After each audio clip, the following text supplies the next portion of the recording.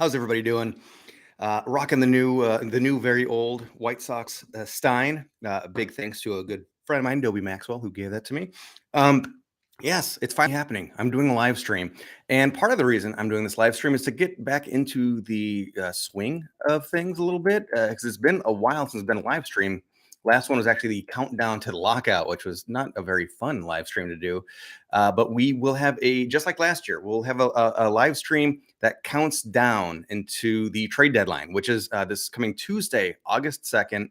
And I am planning to be live somewhere around 3:45 Chicago time to about 5:15. So planning to go about an hour-ish before the deadline happens. And then I'll stick around for 15 minutes, half hour, because always some trades happen right at the last minute and they don't get announced right away. They get announced maybe within the next half hour. So I'm going to give that a shot. We had such fun doing it last year. Last year, I ended up having to go live a little bit early because as I was setting up, the Craig Kimball trade happened, which was a mixed bag, even in the moment, and then just got worse and worse as it went on from there. Also, why am I live right now? Well, it's because it's the end of July. So it is time to make your August picks. So we're going to take a look back at the month of July. I'm going to make my picks right up front. I haven't fully thought about them. And actually, I'm really up in the air on who I'm going to pick offensively. But last month, I always say last month, I picked Juan Mancata, and he had a pretty good month. I don't think he was the far and away offensive leader for the team, but he did very respectable, I thought, for the month of July. I was going to pick Tim Anderson because I have really held off on picking him. He's my favorite player, so I've been trying to save it. And I was going to pick him for this month, and then yesterday happened where he made I can't even say incidental or accidental contact with an umpire. He got a 3-game suspension out of it after a little debate. After a good-natured discussion about where the strike zone is with the home plate umpire that looked pretty flagrant, pretty like Tim Anderson's frustration over the season and over the last month is boiling over a little bit. And you don't like to see any player play that way. That's not when the best baseball happens. Play loose. That's when the good baseball happens. So I'm very tentative. I don't really exactly know who I want to pick for my offensive player. And one of the good things about Tim Anderson, obviously, as we all know, is he doesn't slump long. This has been and for him, this is his version of a slump where he's still contributing quite a bit. But yeah, just not at the levels we're used to expecting from Tim Anderson. Do I go with it anyway? Do I go with him anyway? Jose Abreu is just continuing to be a hitting machine. Maybe I'll play it safe. As you'll see, I made some big out there predictions last month. Maybe I'll go it safer. I'm taking Jose Abreu. I'm talking myself into it. Last time I picked Sebby Zavala to hit the first home run, which I like that pick because, whoever hits the first home run, it's going to be a random thing, an unpredictable thing. This time around, I want to go with Eloy Jimenez, who, he's pretty inconsistent right now overall batting, but he's still got the power, and he might be focusing on the power a little too much, which leads to low batting average, but high home runs. So I'm going to pick Eloy to be the first home run, to hit the first home run in the month of August. And pitcher, I'm going to play it as safe as humanly possible because last month I picked Lance Lynn, and he wasn't terrible, but he definitely was not an elite. He's not what we wanted at this point. He's definitely coming back from injury. He's had some bad luck. He's left guys on base that then a bullpen, a reliever inherited, and then those guys scored. So he has had some bad luck, but I'm going to play it safe and go with a guy that I've been championing for years, which is Dylan Cease, who, good Lord, is there a larger all-star snub in the history of baseball? That sounds so over the top, but is it true that somebody that good, having a year this good, is not on the all-star team? So go ahead and make your picks in the comments below. It is July 30th. We're going to look at the schedule ahead. This is the time for the White Sox to make a move. If they're ever going to make a move, this would have to be the time. It's been so rough. The White Sox have actually played some decent baseball over the last month and a half. They got themselves back into it. And then just as quickly, they've been very disappointing. I don't think I've been more frustrated watching a game than I was in that game 2 in Colorado. And then, of course, last night's game against the A's. These are teams we should be beating. The White Sox absolutely need to win these games. And the good news is that the entire month, the long month of August, is full of matchups against bad teams. The White Sox had a really tough schedule, which they had to face the first half of the season while they had everybody on the injured list. Most people are off the injured list, and we're playing bad teams now. We have to wipe out this month. We have to go, 25-3 or whatever whatever that record would be. The White Sox need to dominate, and they legitimately have a chance to make it to really put themselves out as the favorite, but they're not taking advantage of that fully yet. What's going to happen? This month is going to be everything for the season. Okay, really quickly, taking a look at all of the stats from last month, for the month of July, which of course is up to July 29th, as we always record these a little bit before the month ends. Yasmani Grandal, it's a very short sample size. I considered picking him as my offensive player. Maybe I should have. It was a very small sample size of just 6 games, but he batted .348 to lead the team. As far as everyday players, Jose Abreu, .344 over 25 games. Luis at .328 over 15 games. And of course, he's gone down with some bizarre injuries. I don't even fully know what he's going through, but he left the game with lightheadedness and then remained out because he was dealing with some double vision. Strange, unfortunate time for Luis to go out. Hopefully he's okay. He's on a minor league rehab assignment, and then he got a cold on top of it.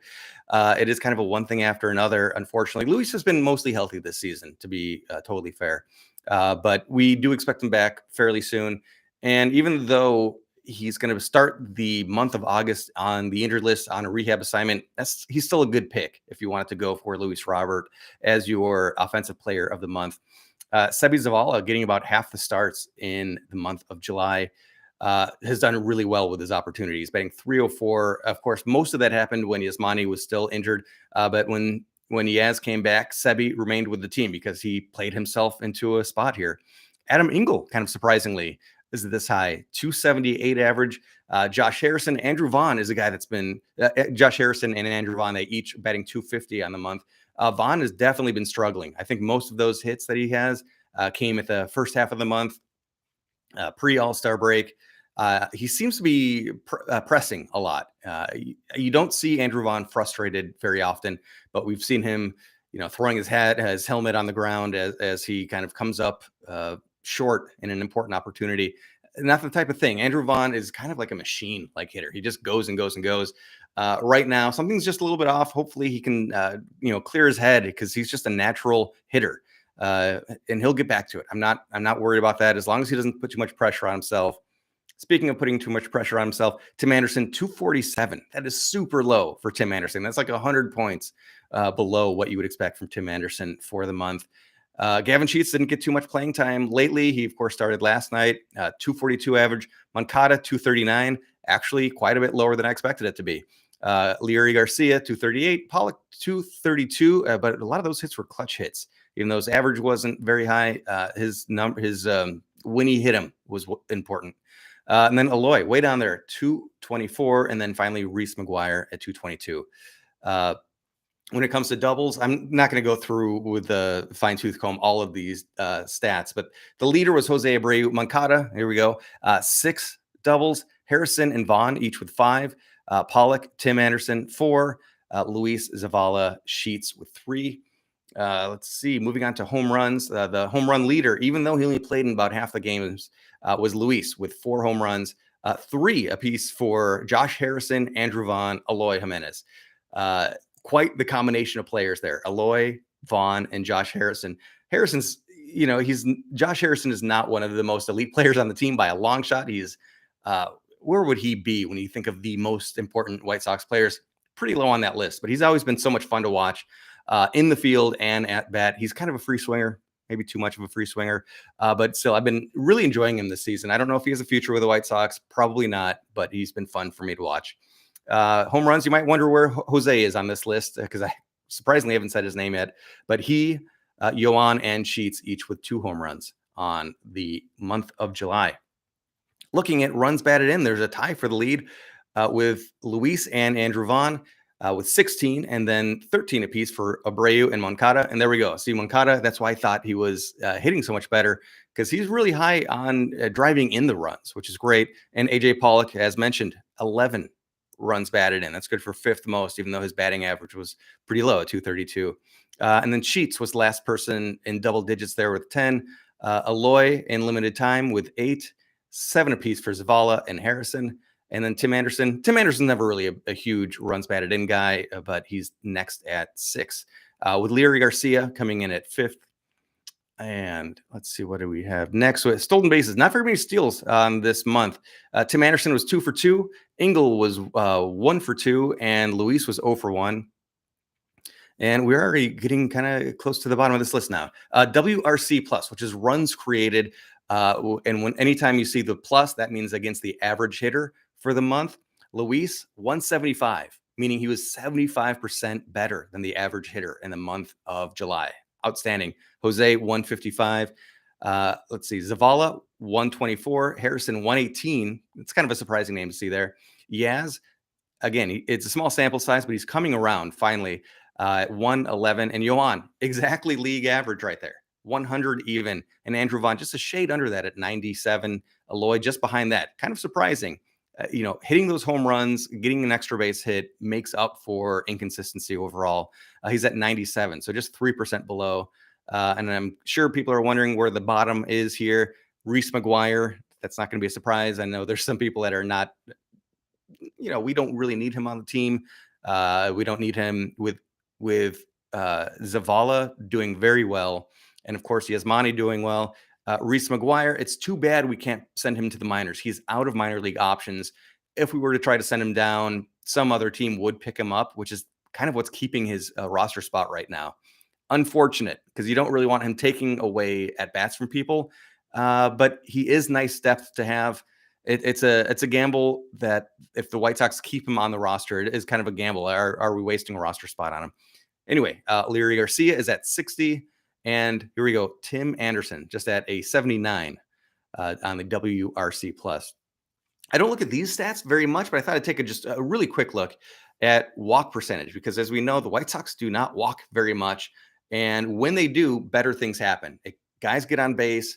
The opposing pitchers get worn out because they're having to throw extra pitches. Who has gotten the most walks in the month of July by percentage of plate appearances? So this won't be thrown off by a half part-time player versus a full-time player. AJ Pollock and Juan Mancata are tied, walking 9.2% of their plate appearances. Decent numbers, actually, right there. Maybe you'd like it to be a little bit higher, but those are decent. The bad thing is that those guys are the top. It's too bad there's nobody higher than 9.2. Josh Harrison, as I just got done calling him a free swinger, is next in third place at 8.1%, really showing how the White Sox do not take walks. Luis next, 7.5, and then Luis is at 7.9 and Jose's at 7.5. Jose's been pretty patient, taking a lot of pitches, seeing a lot of pitches per at bat, which is really a great thing. Towards the bottom of this list, Leary Garcia walked in 1.5% of his plate appearances. So he just really doesn't walk much. Kind of surprising. Andrew Vaughn is next at 2.3, maybe showing that he is not being as patient as he should with we know he's got a really good hitter's eye, but the fact that he's only walked, and he's an imposing hitter as well. Pitchers wouldn't want to give him easy to hit pitches. So that should lead to more walks, but Vaughn has been extending his strike zone, expanding. Let me find some more words that start with EX. Expanding his strike zone a little bit too much, just at a 2.3% walk rate. On the opposite side of things, the strikeout rate. Yasmani, he's a guy that strikes out a lot, 29%. Only person with more was Reese Maguire, 32%. I'll cut Reese a little bit of slack. It's really hard to get in a groove batting when you are riding the bench most of the time. He only appeared in 9 games, 28 plate appearances. It's tough to get into a hitter's groove when you're not on the field at all. Aloy, not surprising, as at about 27%. Zavala, surprisingly here, 26%. These numbers aren't terrible, to be honest, in this day and age of free swinging, high strikeouts, high home run totals. It's nice that we don't have too many guys over 30%. Actually, nobody. Only Reese Maguire over 30%. Mancata's at 21%.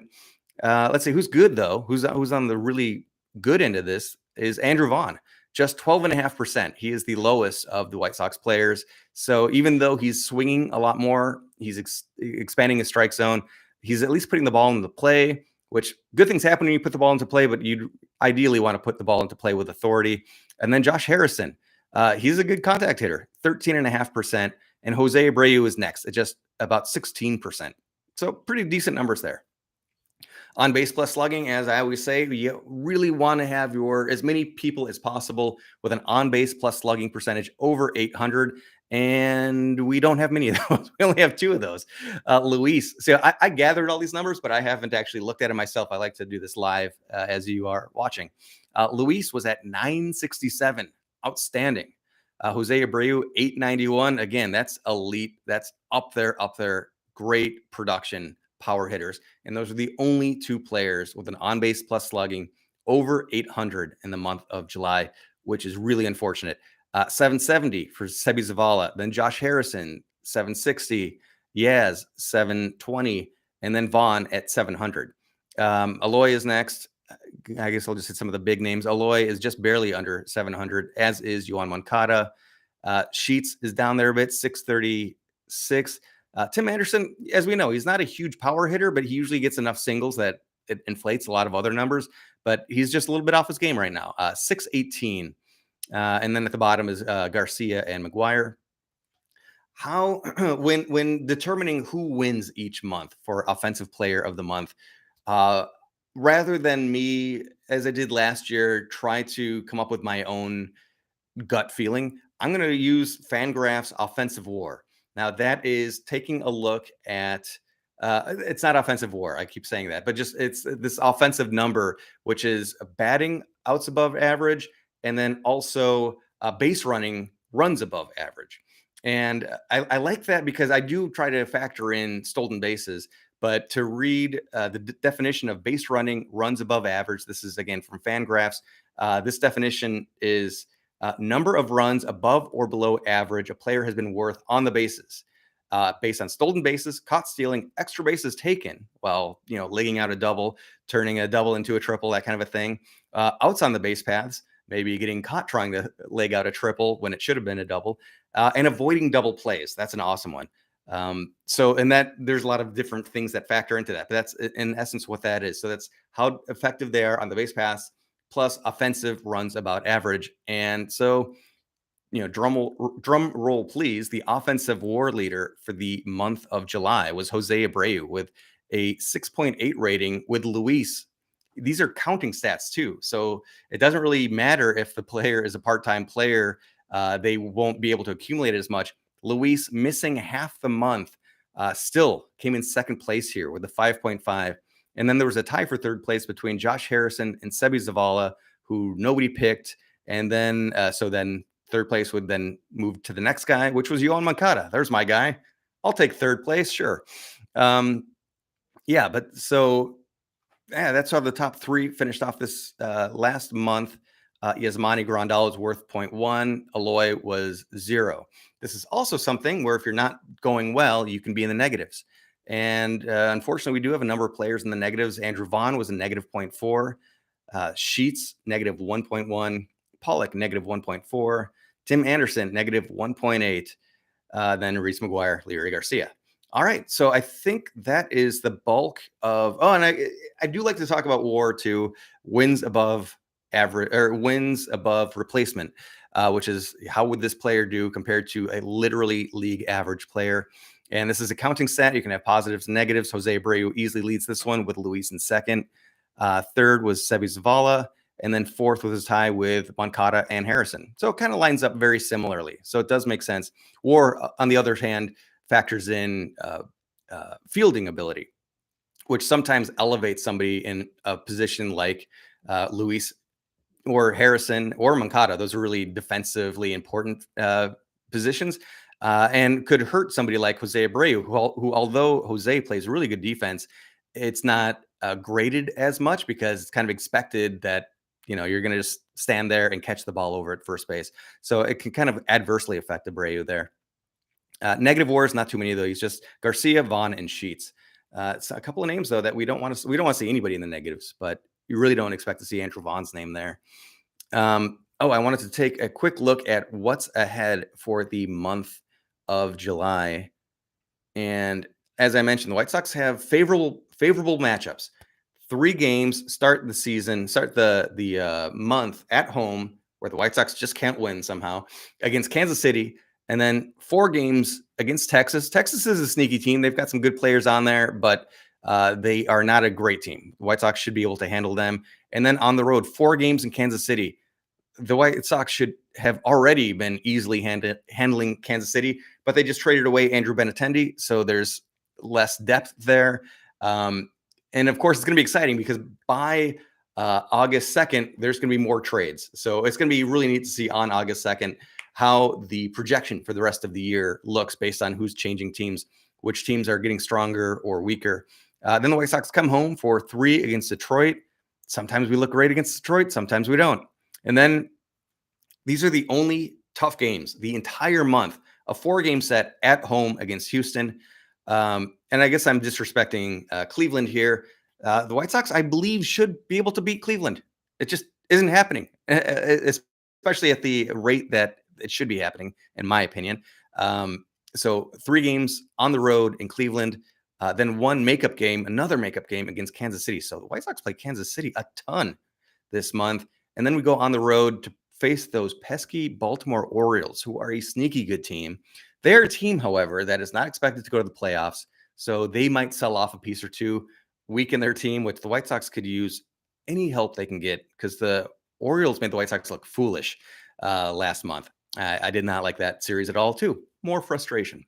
Then head out to Arizona head home to face Arizona. Again, a team that's going to be selling off some pieces. Actually, I think they already sold off. David Peralta was traded away just today. And then again, come home to face who? The Royals. One more time. The White Sox face the Royals 3, 4, 5, 6, 7, 8, 9, 10 times in August. 10 games against the Kansas City Royals, a team the White Sox should easily beat. The White Sox have no excuse but to have an outstanding month this month. And I guess now is what we're really going to see. I believe in this team still. They have been very frustrating. I think a bit more jaded than I usually sound in these broadcasts. But I do think the White Sox can get it going. They just need a little bit of momentum, and they should be able to just sweep the month practically. We'll see what happens. Thank you for watching. Thank you for your patience, because I know I haven't been uploading very much. I do have another video that's already in the works, which again is going to be a lot more optimistic, because 5 stats that'll make you excited for the rest of the season is the concept here. So that's already in the works. That'll be coming out soon, but it'll come out after our trade deadline live stream, which again is Tuesday, August 2nd, starting at 3:30 in the afternoon Chicago time, and going until 15 or 30 minutes after the trade deadline happens. Thank you, everybody, for watching. If you're still watching the White Sox, hope you're enjoying your summer. Play ball, and for the love of God, go Sox.